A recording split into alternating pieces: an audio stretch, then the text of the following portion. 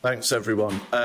Welcome to the second panel session. My name's John Baines. I am let me get this right, Senior Data Protection Specialist at the law firm Mishcon, non-qualified, but I advise on all areas of data protection, freedom of information law. I'm also just a bit of a pain in the neck in general on the topic. I try my best, Pat. I'm very interested in the area of enforcement in particular. As you'll have seen, I do potentially have a loud voice when people are talking very loudly. I am also, in my sort of spare time, chair of the National Association of Data Protection and Freedom of Information Officers. And it was once said I ran it like a benign dictatorship, which I thought was very rude, but yeah, less of the benign. Yeah. Anyway, you're not here to hear me today. You're here to hear about a fantastic panel talking about the changing enforcement in the UK around data protection. Up shortly, we've got David, who I'm sure you all know as convener of the conference. We then have Claudia Berg, who is General Counsel at the Information Commissioner's Office, and then Jim Killock, who's Executive Director of Open Rights Group. Just before I hand over to David, someone, we believe, left a USB stick in one of the computers here. Does anyone? Your computer to find out who, John. I've tried. It's not working anymore, Michael. I don't know why. What's on this? Yeah, look. No one. You know what I meant? I'll just think. Okay. Well, it is here if anyone didn't want to own up. But no, without further ado, I'll pass over to David. You all know him, but he is your Director of CIPIL, Professor of Law and Open Society. That'll do. And we all know him. Thanks, Dave.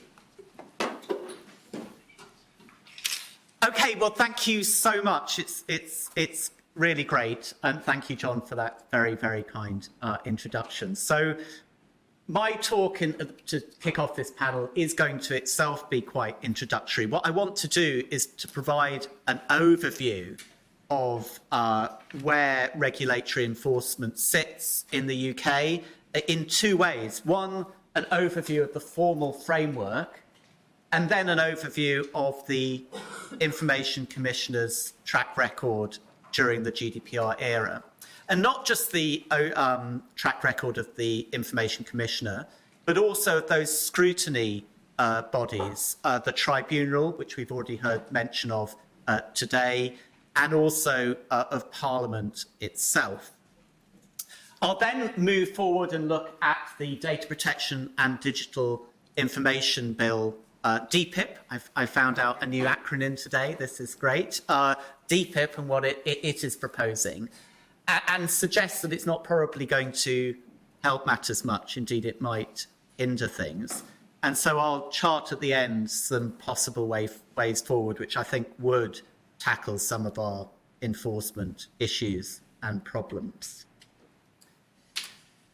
Just a really quick timeline. I'm going to do this quite quickly because you are an expert audience, and most of this I'm sure you know, although some people from the EU maybe don't follow what happens on the Brexit aisle in quite the detail that we do.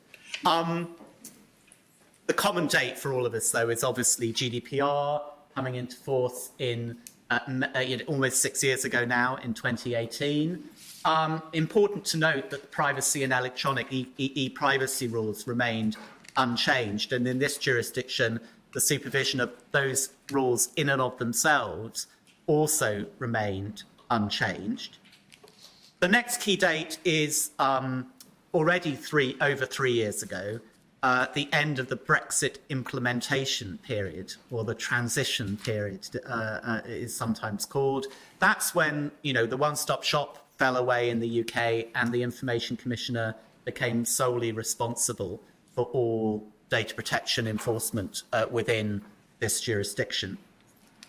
And it's been over 2 years, so that's the third date since the digital DPIP has essentially been on the table of Parliament. So that's a third date to bear in mind. Again, really basic stuff, but we maybe want to make a distinction when we look at enforcement between GDPR and PECA. I'm sure you all know that distinction. Obviously, PECA is additional to GDPR with specific rules on electronic direct marketing and probably more importantly, or I'd say definitely more importantly, the confidentiality of electronic communications, which have huge implications for the way in which digital services operate, particularly you think of cookies and the storing and retrieval of information on end devices. So why that matters in an enforcement context is, yes, there are some key commonalities. Anyone can request ICO action. The ICO have fining powers. They also have enforcement notice, injunctive powers, and they have information investigation powers. But the GDPR is massively beefed up. Requests aren't just requests, they are formal complaints, which I would argue prompt formal legal duties. The ICO's investigatory powers are much more far-reaching, including the potential for assessment notices. That's actually literally going into premises, going onto systems, looking through things. I would argue that enforcement is obligatory under GDPR. It's not clearly obligatory under PECA. The fines are obviously significant. The fines in PECA are currently limited to £500,000, which is not really going to cut the mustard in most circumstances. There are also some criminal offences, which I won't actually talk about. Okay, and you know all this. The fines are potentially huge. So all of the substance of data protection attract fines of up to 4% of annual global turnover, which we know runs into the many hundreds of millions of pounds, possibly billion, actually, you know, in large organisations, and even in other contexts can be up to £17.5 million. And the integrity or discipline duties attract still significant potential fines, 8.5 million or 2% of annual global turnover at a maximum. The key thing I want to add and want to emphasise here, though, is that under Article 83, the ICO has an obligation to fine. It has an obligation to fine in a way that is effective, i.e. actually ensures a good level of compliance, and dissuasive in the sense that it provides incentives in the system to ensure that poor compliance doesn't happen in the future. Of course, all of that needs to be proportionate, but that is subject to the other two, it can't be interpreted in a way that makes it not effective or not dissuasive.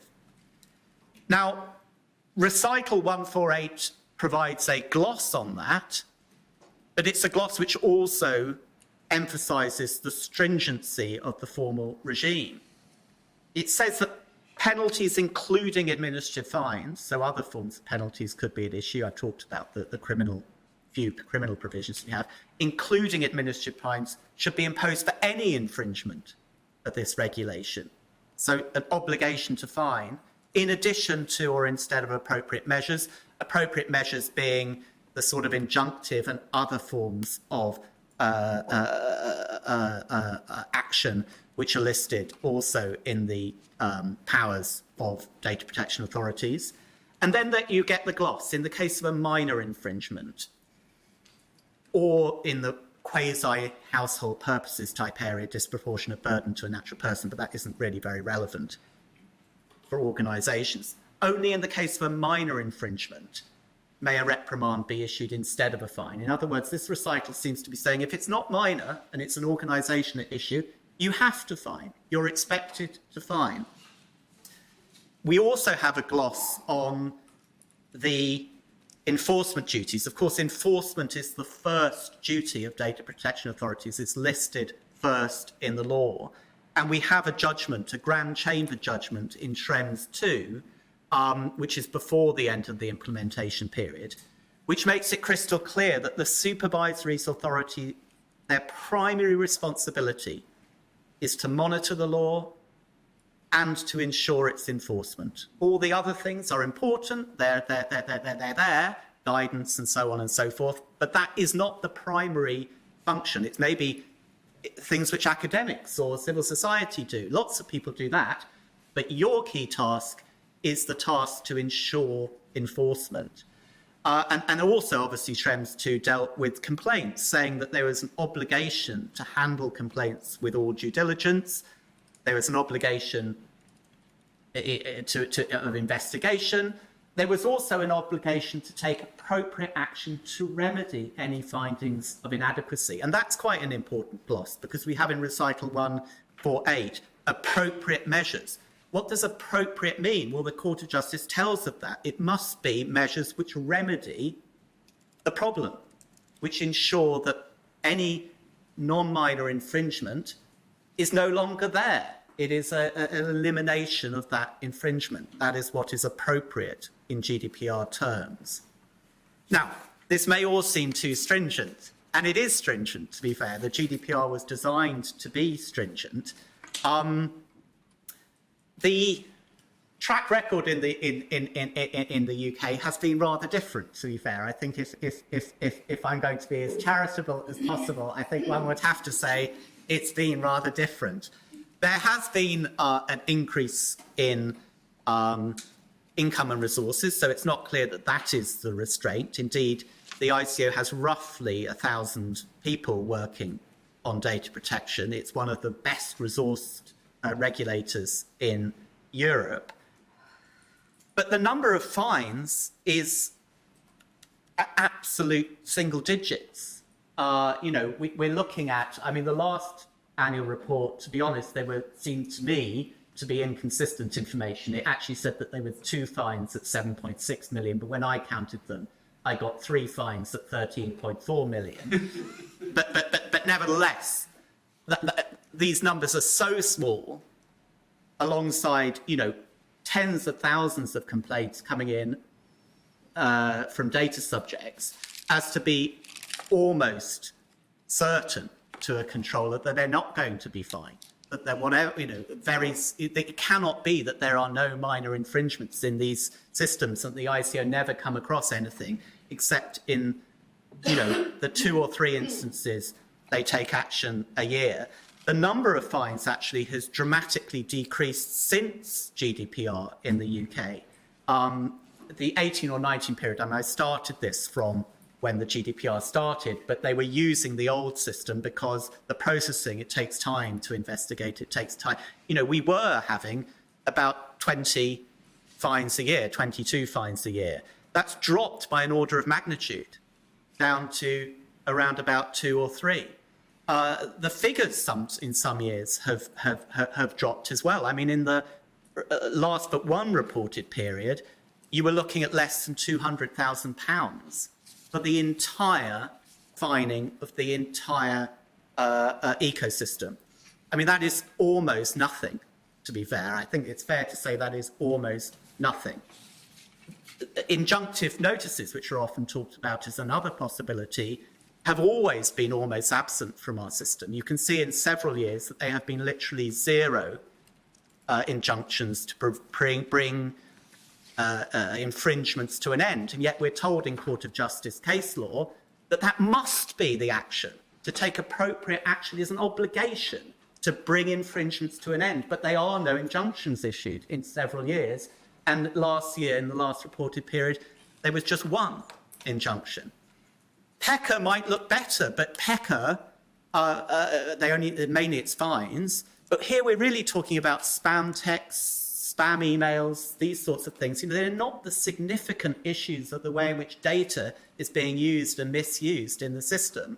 They are a niche area which really doesn't touch the data ecosystem. And in any case, I mean, the numbers are not that significant to change things in a broader sense, I would say.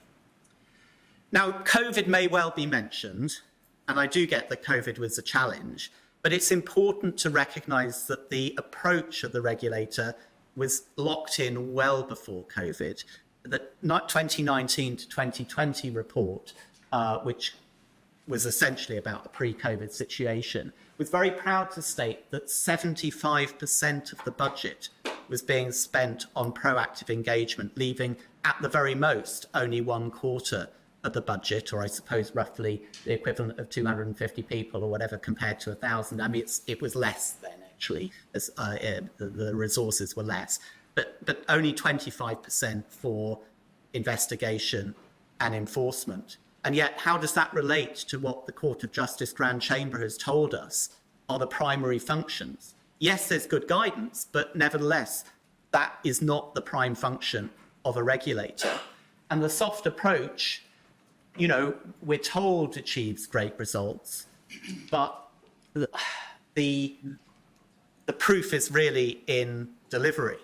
And many people we might hear later have very serious concerns about very serious illegality, which has not actually been gone away.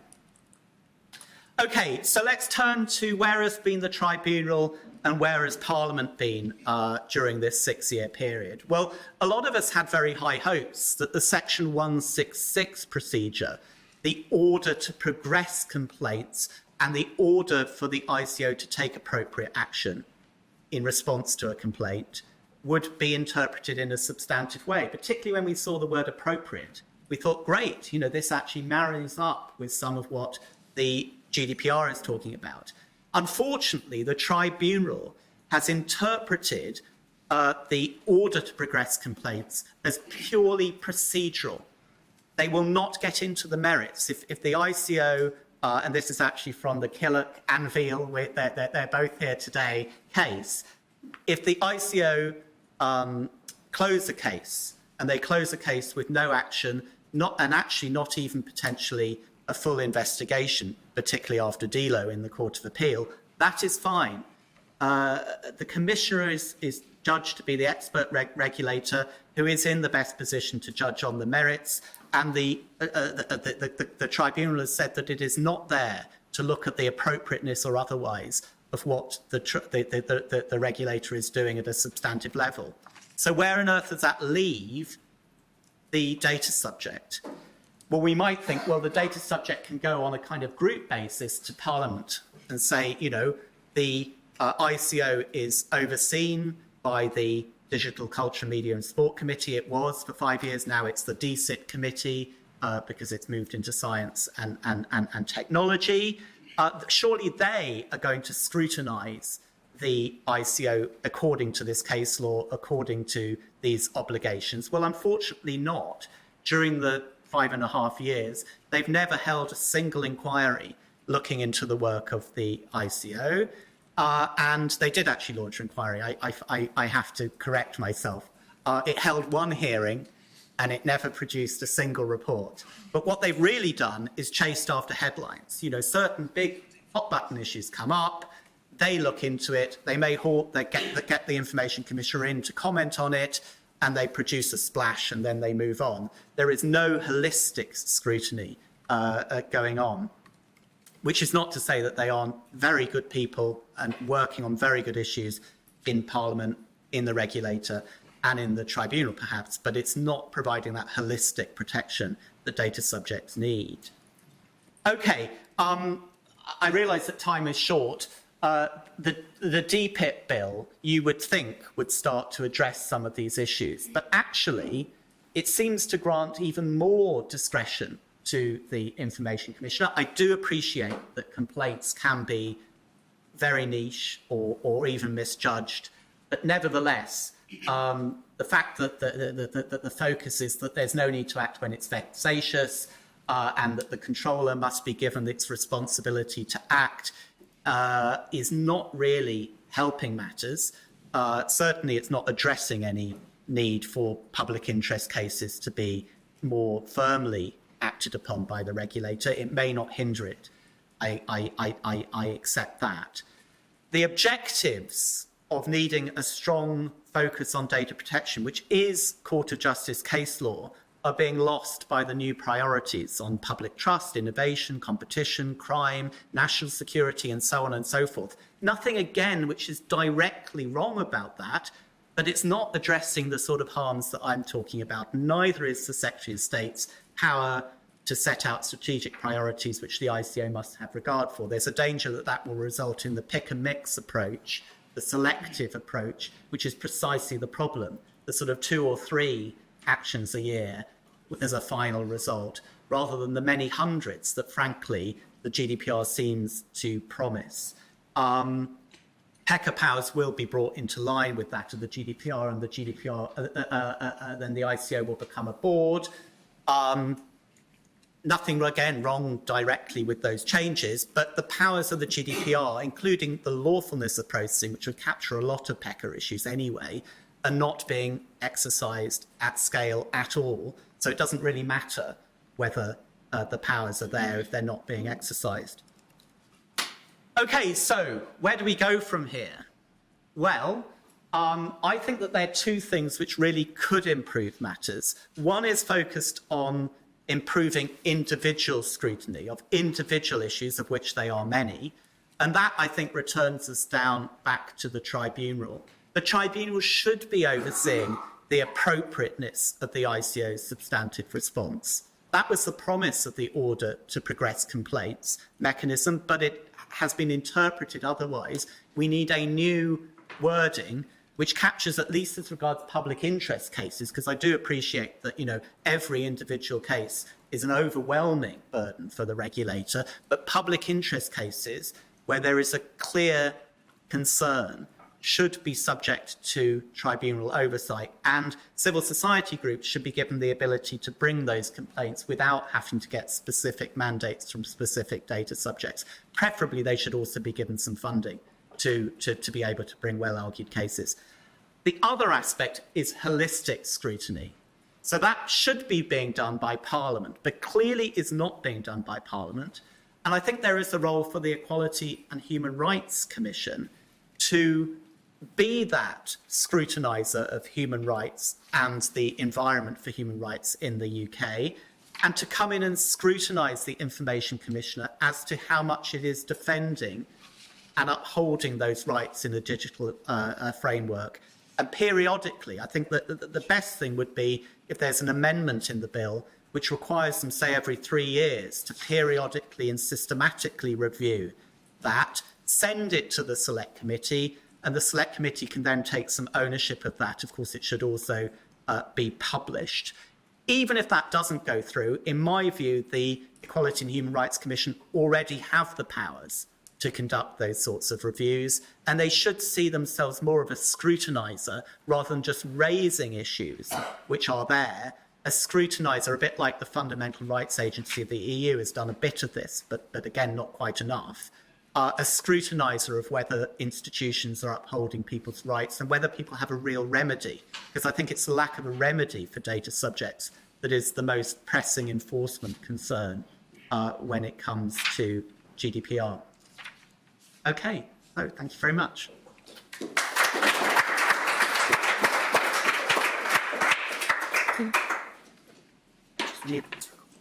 It's a good line. David, thanks ever so much. I'll introduce our next speaker. I still feel like saying that you are the new General Counsel at the ICO, but you're going to tell me how long you've been there, and it's probably a lot longer than I imagined. But I will just make one other observation. I've sort of monitored the ICO for many years and how they enforce. One thing I have noticed recently is a real openness to talk to practitioners, academics, and even journalists about how they regulate and enforce. So I'm really delighted that Claudia Berg is here today. General Counsel of the ICO, reasonably new. Reasonably new. Thank you. Thank you so much, John, and thanks to David and CIPIL for hosting the conference. I think, it really is brilliant to bring so many interesting people together, and so we can listen and learn and, share some thoughts. So as you've said, so I, just by way of brief introduction about myself, because it is true that I'm still reasonably new. So I took up this role 2.5 years ago, and before that I was at the Competition and Markets Authority doing antitrust enforcement for about 8 years. So I do have some experience in terms of enforcement. So I have done dawn raids, compulsory interviews, many information notices, dealt with whistleblowers, imposed many fines, and fought successfully many procedural challenges and substantive challenges in the courts. And just by way of example, so I want to, before I start, pick up on 2 really important points you made, David, 3 actually.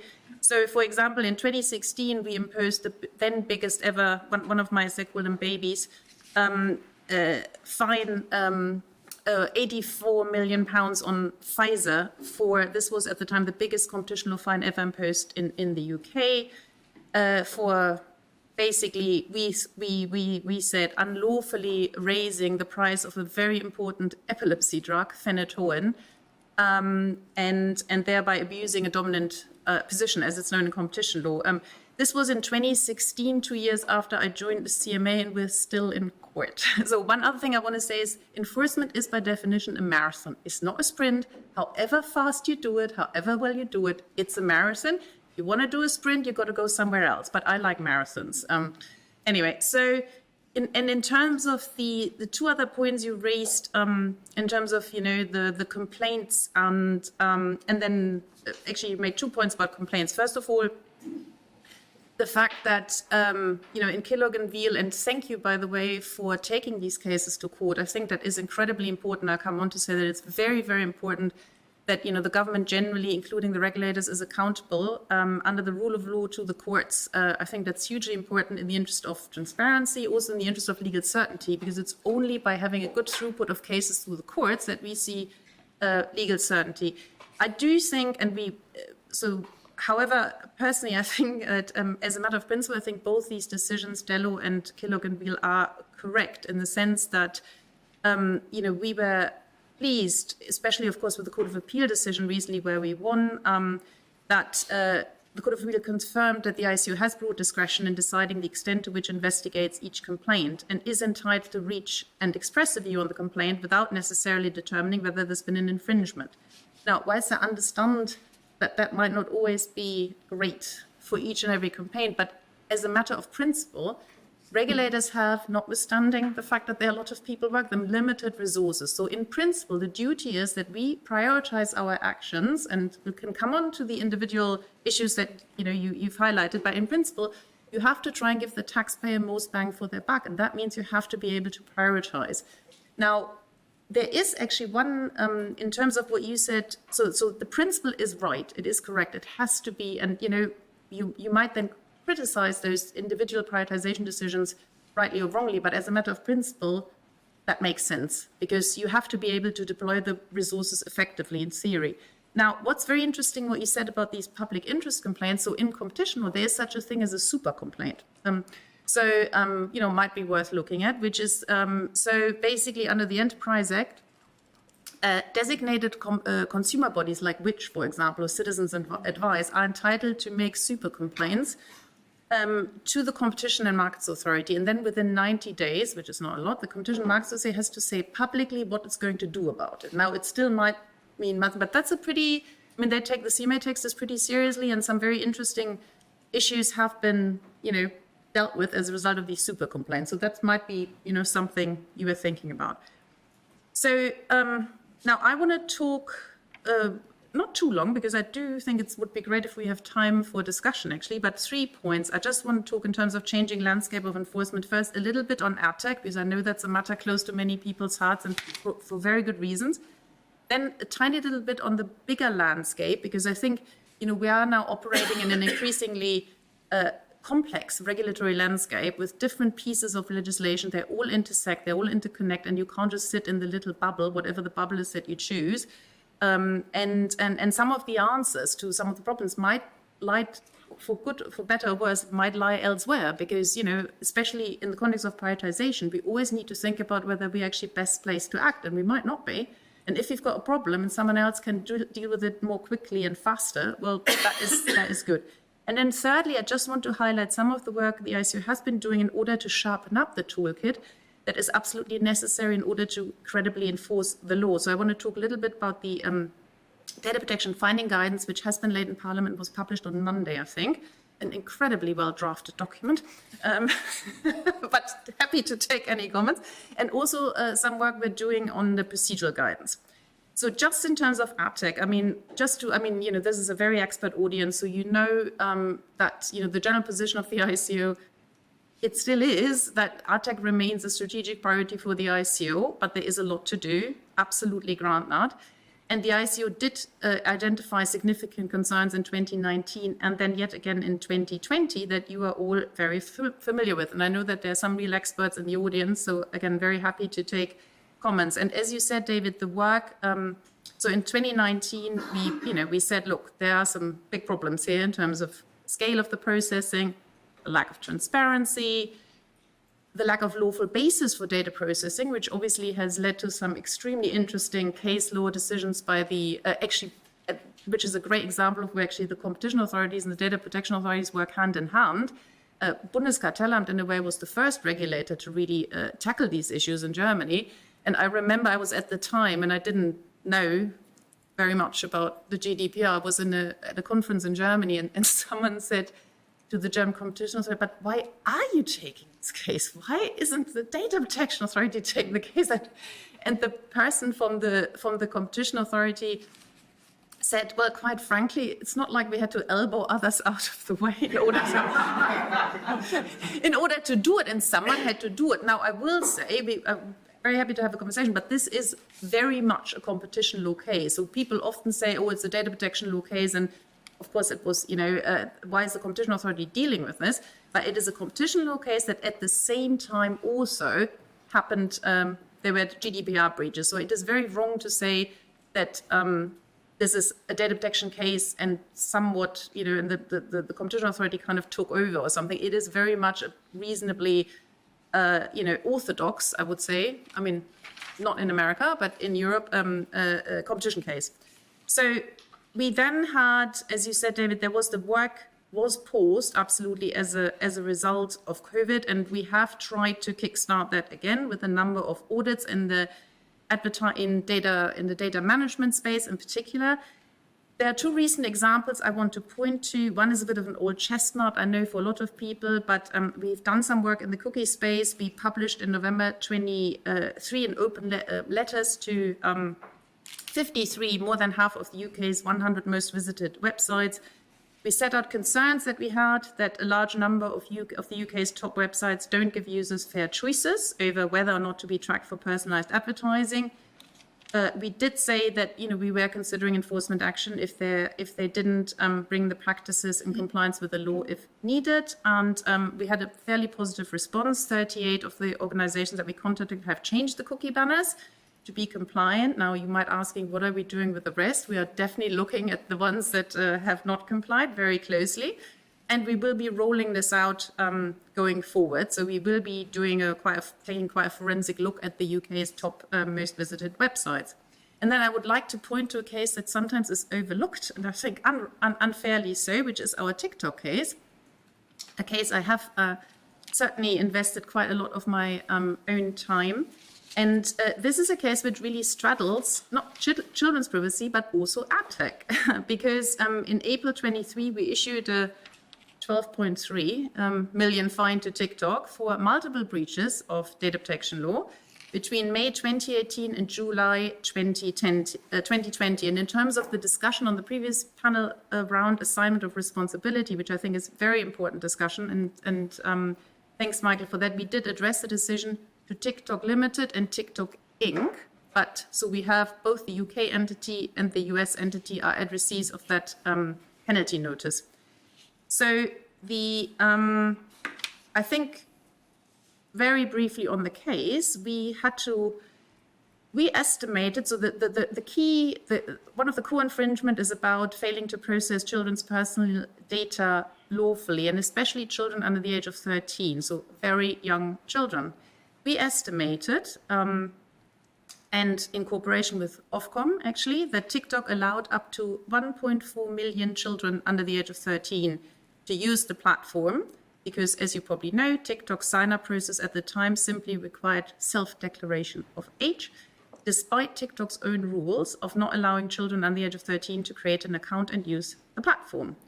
We said that as a result, TikTok processed the personal data of children under the age of 13 in order to deliver targeted ads without the consent from their parents, and this was in breach of Article 8 of the UK GDPR. Now, of course, they didn't have consent because these children are not even meant to be on the platform. So we identified also some other failings. This is all in our published decision against TikTok, which I would encourage you to read. And since the decision, we've had TikTok filed an appeal, which again is obviously they're perfectly entitled to do that and is a good thing because that will bring us some much needed clarity in some of these areas. Watch this space. I think the very interesting, I would like to draw your attention to a very interesting question here, which is that in November we had an initial hearing and the first year tribunal decided to deal with one particular question by way of a preliminary trial. So we're actually not going to hear, what the case is actually about until this preliminary question has been decided. And the question is whether the monetary penalty notice was given with respect to processing for the special purposes. Because as you probably know, under Section 156 of the Data Protection Act, if the Commissioner gives a penalty notice with respect to processing for the special purposes, it has to, amongst other things, get leave from court before doing so. Now, we, as you can imagine, did not think that the processing was given with respect that the MPN was given with respect to processing for the special purposes, but that is now kind of the next big question. And it is a very important question more generally for enforcement. So in terms of the changing landscape, I would keep a close eye. We're fighting, we're defending this decision. If the court finds against us, then the result would be that the ICO acted ultra vires. Now, I'm very much hoping that that's not the case, but we shall see.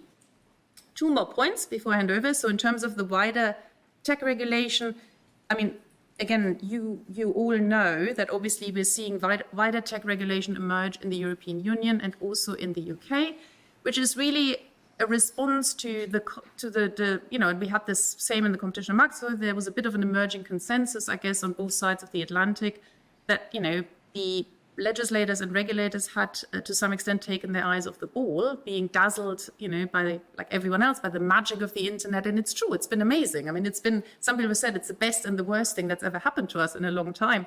And we have seen all the wonderful new services without which we cannot live. But there have also been, because especially of the decision in the early 2000s not to hold the platforms responsible for the content that's hosted on them, we've also seen some pretty harmful effects in terms of content harm. We've seen poor outcomes for consumers and obviously very poor outcomes also in terms of privacy erosion.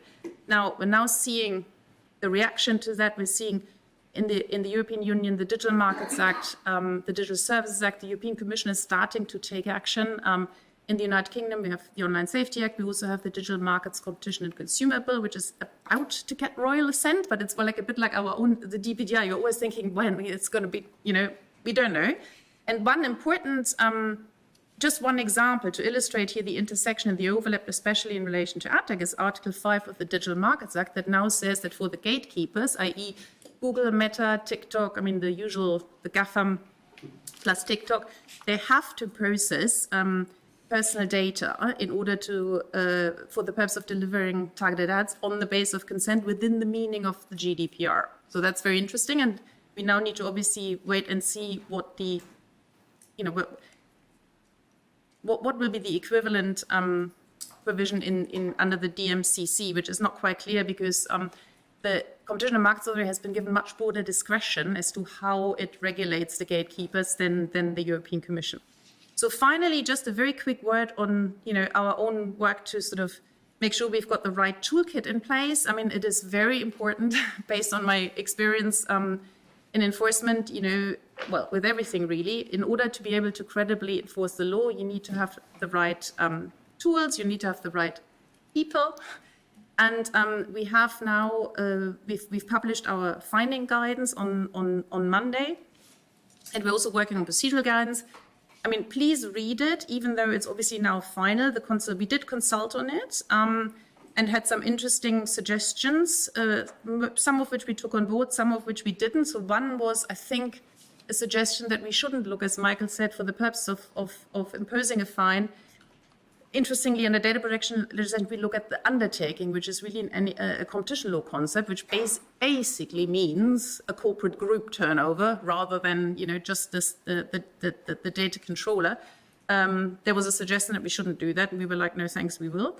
So, the key, I think what's really important from the finding guidance, it obviously applies the factors listed in the Data Protection Act, and also what you said, the core principle of any fine is it has to achieve deterrence or be dissuasive, in other words, but at the same time, it also has to be proportionate. So those are the kind of two, why there's the third, effective, to be honest, it's pretty much, I don't see a great deal of difference between effective and deterrence/dissuasive, but those are the sort of key pillars in terms of determining a fine. And I think the art is really, you need to have the guidance in order to give people transparency so that they understand what to expect in theory, but at the same time, you have to have enough flexibility in order to adjust the fine to the specific facts of the case. What we have done in a nutshell is that we have we've got a traffic light system now, where we're basically going to classify infringements in 3 categories: the most serious, the medium serious, and the lower degree of seriousness. For the most serious, we will use a starting point of between 20 and 100% of the relevant legal maximum, which of course can be 4% of global annual turnover. And then for the medium ones, it's between 10 and 20, and for the lower degree of seriousness, between 0 and 10. Now, the procedural guidance, just to conclude, is really, again, something is very important to have, public procedural guidance in place that sets out exactly how you run an investigation. When do you launch the investigation? How do you exercise the powers? What are your limitations? What are the limitations on your powers? Like, for instance, legal privilege. How are you going to deal with this? What happens if someone, if you send that is obviously totally, it's right that, any recipient of an information notice has a right to withhold legally privileged information. But how do you determine whether the document is legally privileged? Because, we're not going to sit there and take someone's word for it. Now, there are processes with which you can do this, and this will all be set out in the procedural guidance. The draft will be published for consultation later this year, I hope, and then I would really encourage you all to provide us with comments. With that, I think I'll hand back to the panel. Thank you.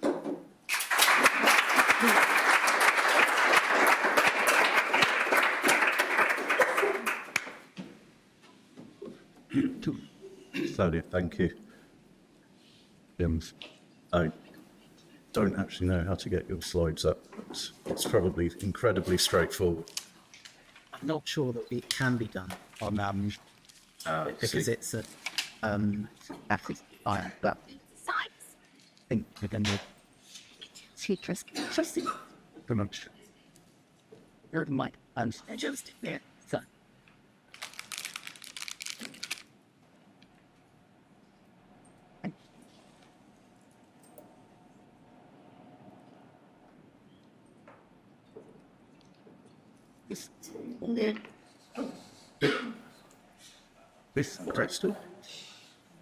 So I mentioned I chair the National Association of Data Protection Officers. I've done so for about a quarter of my life, I think, so I'm certainly not new. Jim, I don't know how long you've been executive director or in seniority at the Open Rights Group, but it's quite a while as well. So again, lots of you will know Jim, but he has been executive director of Open Rights Group, who've done some tremendous work, civil society work, bringing legal challenges, lobbying over before your time. Yeah. So Getting on for 20 years. really delighted that Jim's here. Hopefully you'll be able to clear that weird thing about Acrobat, but over to you. Thank you very much. So let's not take the tour or sign the document. All right. Okay. So I'm going to step back to roughly where David was and kind of focus in a little bit about what is going on with the strategy around data protection. What exactly is going on? I'm kind of going to think of this, try to make this really simple and binary, right? There are two broad things we should be thinking about. Is the Data Protection Authority, as David described, about the dissuasion, about people kind of knowing that they shouldn't be taking risks, which is, along the lines of John Byng, who got himself executed for failing to defend something or other. And Voltaire, famously said that he was executed to encourage the others, right? Pour encourager les autres. So that's the concept I think we have with data protection. You find people in order to encourage better behavior from the others. Right? That's what it's about, fundamentally. That's the model proposed in GDPR. The alternative is that you try to fix every problem as you go along, which is essentially whack-a-mole. And what I'm asking you to decide today is whether the current enforcement strategy fills the criteria of dissuasion, persuading the others to behave better, or whether it is in fact a policy of whack-a-mole. So, quick thing on org, probably don't need to know all this. 2005 founded, Cory Doctorow among them. We've got 11 members staff, work on privacy-free expression, and we've got particular interest in various sort of aspects of privacy, including pre-crime, migrants, Online Safety Act, and now the Data Protection Digital Information Bill. Did that work? No. Right. So you also probably know we've got an interest in ad tech. We made the complaint that's been referred to a few times. Notably in that case, the court agreed there's a problem with accountability around the ICO. They said it isn't entirely our job to fix it, but there's a problem here. Could somebody else fix it? And maybe Parliament should look at that in this current round. We've recently just filed another complaint to the ICO about LiveRamp and their kind of model of merging online data with credit reference data. And we also successfully challenged the immigration exemption, which has been talked about on 3 separate occasions, I think it was. The government just kept kind of evading actually doing what the court asked it to do. I should spit. Slow. Right, there we go. So quickly then on,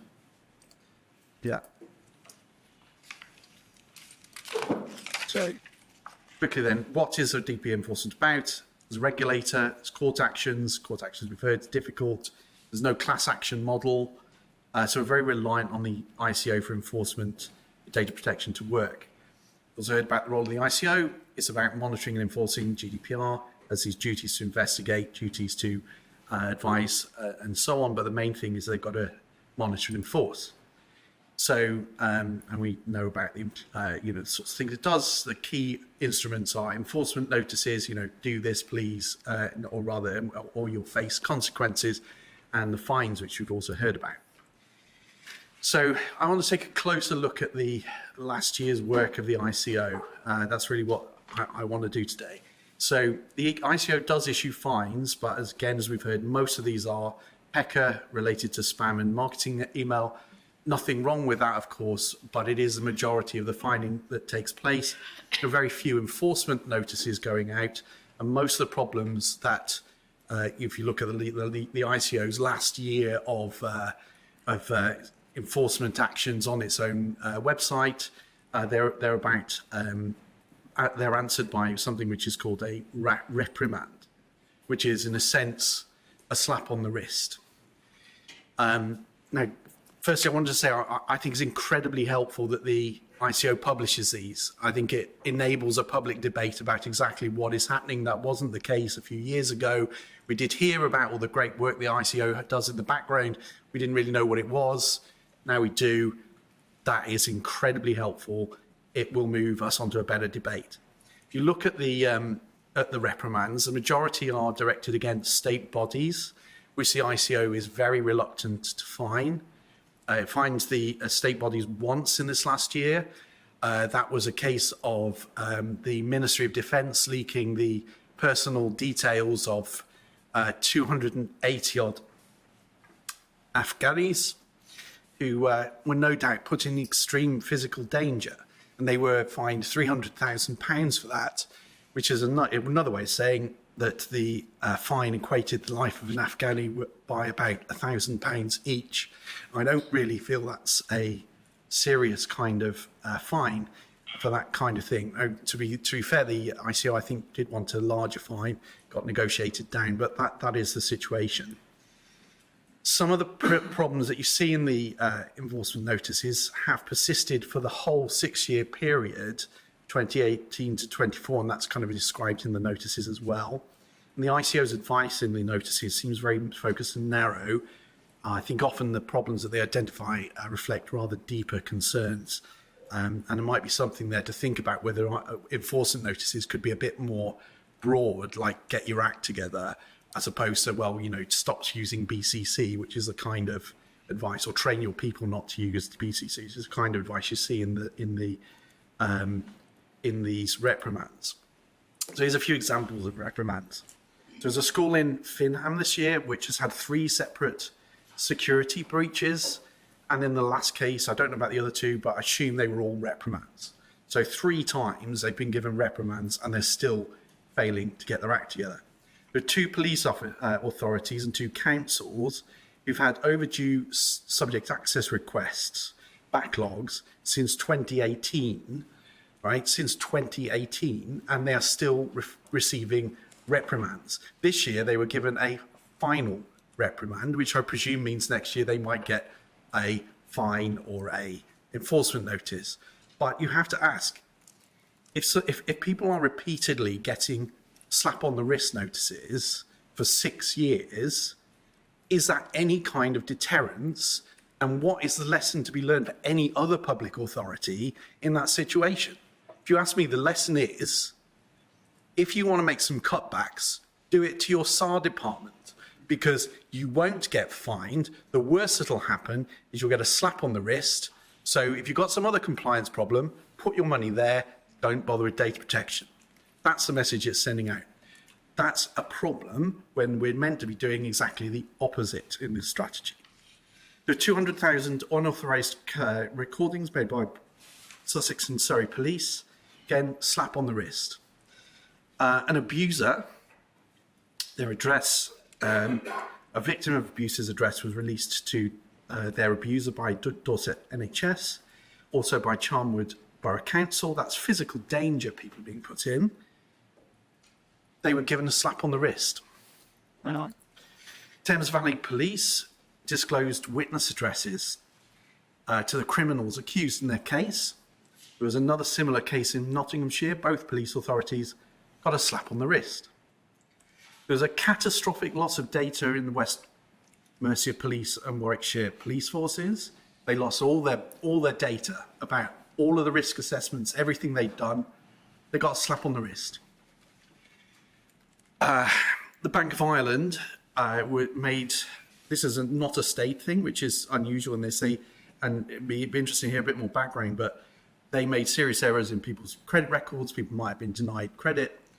They got a slap in the wrist. Not quite sure why. And there were a couple of cases of WhatsApp and Telegram being used to share personal data, such as patient data by NHS Lanarkshire and Dover Ports was to do with vehicle registrations. Again, slaps on the wrist. So that's just this year, right? I haven't gone back further, and there are worse cases further back that we could be talking about. I've just tried to take a snapshot of this year.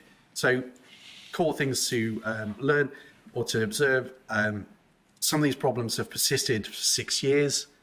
Just seems incredible. The ICO has published a blog noting many of the common problems and features of these as advice, but surely this shouldn't be advice. This should be issuing fines to create an incentive. But it is interesting that they see commonalities, because maybe that can lead to a sort of sense of where enforcement might need to be.